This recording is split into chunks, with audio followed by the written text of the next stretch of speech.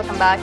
Anti-graft activist and former Army Chief General V.K. Singh attacked the UPA coalition, saying that the government had crossed all the limits of corruption and hence the parliament should be dissolved.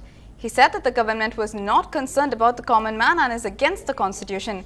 He vehemently stated that people should choose a new government, observing that both the ruling party and the opposition are silent over corruption issues. दुनिया भर के देश अपने देश का काला धन वापस लाकर अपनी स्थिति सुधारने में लगे हैं, लेकिन हमारी संसद काला धन को वापस लाने के मुद्दे पर खामोश है। देश के लोगों को यह भी नहीं पता कि किन-किन लोगों का कितना काला धन विदेशी बैंकों में जमा है। इसलिए इस संसद का भंग किया जाना चाहिए ताकि अगली सरकार इस काले धन को वापस ला सके। इस संसद को इसलिए भी भंग किया जाना चाहिए क्योंकि सरकार ने हाल में जितने फैसले लिए हैं उस पर यूपीए अल्पमत में है।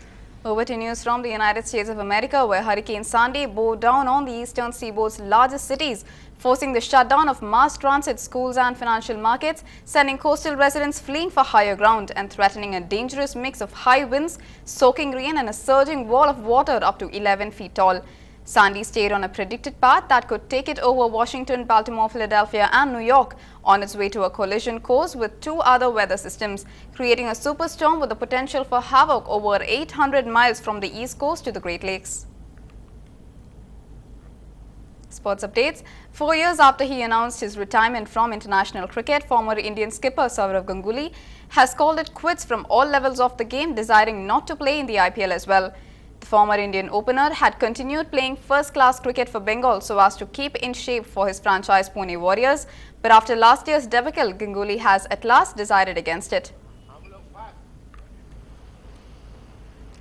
Former Australian cricketer Adam Gilchrist supported his country's decision to give Order of Australia honour to Tendulkar, an issue which has not gone well with the Australian media and politicians. Earlier in October, Australian Minister Rob Oxshott had questioned Prime Minister Julia Gillard's decision to give the honour to Tendulkar, stating that while he admired the Indian legend, he was opposed to soft diplomacy.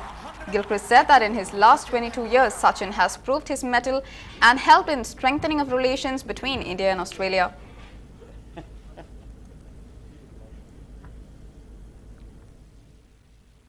I've been asked regularly about this, and probably the first point is the discussion around this award and the variety of opinion that it's garnered probably just shows to me what an amazing profile Sachin Tendulkar has. This is not a precedent. There's been other cricketers that have been honorary recipients in previous years, and I'm not sure many people were aware of that, well, certainly not as many people as what the attention that's been drawn to this. So that's a credit to Sachin. That's an endorsement of the place that with which he is held in both countries.